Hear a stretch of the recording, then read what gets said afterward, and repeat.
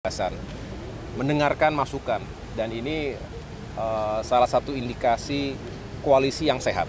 Koalisi politik yang sehat ini akan memberikan jalan terbentuknya kekuatan politik yang kokoh, yang solid, bukan hanya yang penting kita membela apapun itu yang menjadi kebijakan, tetapi lebih menjadi sebuah rumah bersama yang terbuka dan saling memberikan dukungan, support, masukan, bahkan kritik.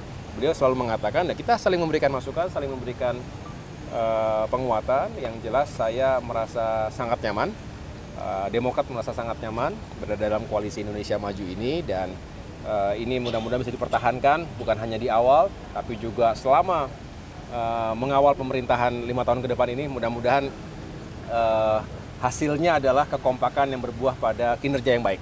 Demokrat berarti sepakat dukung Prabowo sampai Pilpres 2029, Mas.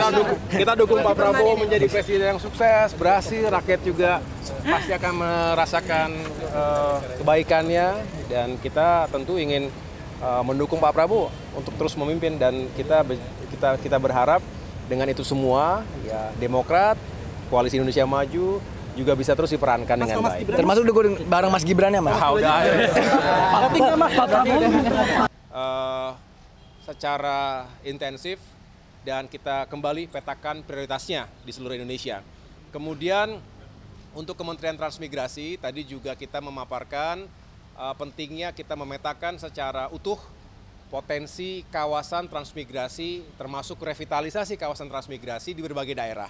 Bapak Presiden ingin benar bahwa pembangunan Indonesia di bagian timur, khususnya Papua, juga bisa kita fokuskan, terutama hadirnya daerah otonomi baru, 4 provinsi baru yang juga perlu perhatian pemerintah, dukungan infrastruktur, baik infrastruktur dasar, termasuk lahan yang terus disediakan, perumahan, termasuk juga perhubungan, dan yang paling juga penting adalah bagaimana transmigrasi saat ini bisa membuka potensi ekonomi baru di sana. Yang berikutnya terkait dengan Kementerian ATR BPN, kami juga memetakan apa saja yang menjadi isu dalam tata ruang sekaligus juga pengelolaan lahan di Indonesia. Kita tahu berbagai kepentingan, baik itu lahan hunian, lahan industri, dan lahan perkebunan, termasuk juga yang harus tetap dijaga agar keseimbangan alam tetap terjadi, dan disinilah kompleksitas sekaligus tantangan bagi Kementerian ATR BPN. PKP, Perumahan dan Kawasan Permukiman, ini juga memiliki target yang tinggi untuk bisa menyediakan rumah-rumah yang semakin terjangkau bagi masyarakat berpenghasilan rendah. Kita ingin melakukan pembangunan 3 juta rumah, dan harapannya dengan skema yang berpihak pada rakyat kecil, termasuk dukungan dari berbagai pihak, karena tentu Kementerian PKP tidak bisa bekerja sendirian, termasuk hadirnya Kementerian Dalam Negeri tadi, Mendagri, untuk memastikan pemerintah daerah juga dalam satu frekuensi yang sama, menghadirkan rumah-rumah rakyat, mengentaskan permasalahan backlog perumahan, sekaligus menghadirkan perumahan yang semakin layak huni bagi rakyat kita. Dan yang terakhir terkait dengan Kementerian Pekerjaan Umum, tentu berbicara infrastruktur dasar, jalan-jalan, persiapan menuju Lebaran, lalu kita juga kembali meyakinkan agar infrastruktur, misalnya bendungan, itu benar-benar terhubung dengan saluran irigasi sehingga bisa meningkatkan swasembada pangan. Dan yang lain-lain yang tentunya membutuhkan perhatian dari sektor pekerjaan umum. Kira-kira itu teman-teman sekalian yang dapat saya sampaikan. Intinya adalah Bapak Presiden senang bahwa infrastruktur ini terus bergerak, terus mencari solusi, dan kami mendengarkan berbagai masukan dan harapan masyarakat tentunya yang juga penting untuk kami akomodasi dalam pengembangan kebijakan di bidang infrastruktur. Terima kasih. Ya, silakan, mungkin ada yang disampaikan ke menteri-menteri lain.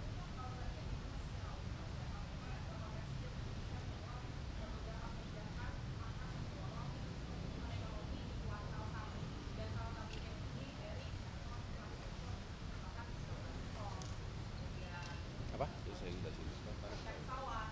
Oh,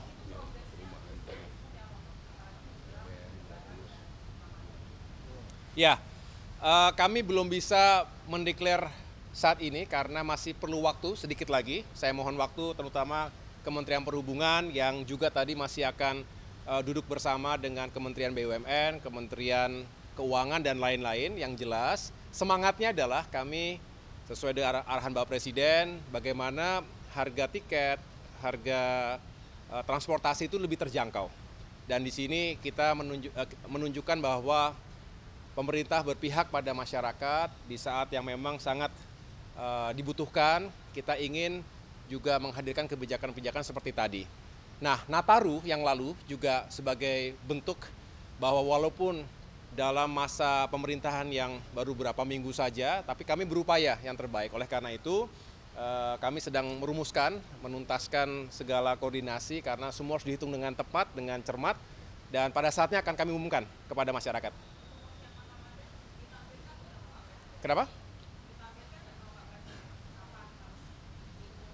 Segera.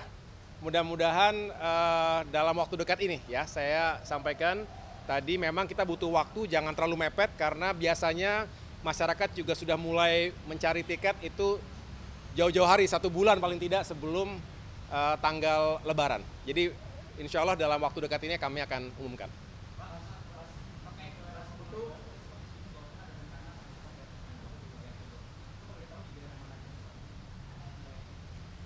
Daerah otonomi baru yang dimaksud tadi ada 4 provinsi di Papua. Ada Papua Tengah, Papua Pegunungan, Papua Selatan, dan Papua Barat Daya. Bukan daerah otonomi baru, Pak. Pembangunan ibu kota. Ya, jadi 4 provinsi tadi kan merupakan daerah otonomi baru. Nah, yang belum hadir ini kan center ataupun pusat-pusat pemerintahannya. Nah, disinilah memang diharapkan pemerintah setempat, pemerintah provinsi misalnya begitu, sudah menyiapkan lahannya.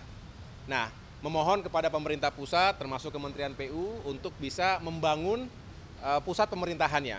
Berarti kawasan gubernurnya, kawasan DPRD-nya dan lain sebagainya termasuk tadi MRP ya, masyarakat Majelis Rakyat Papua.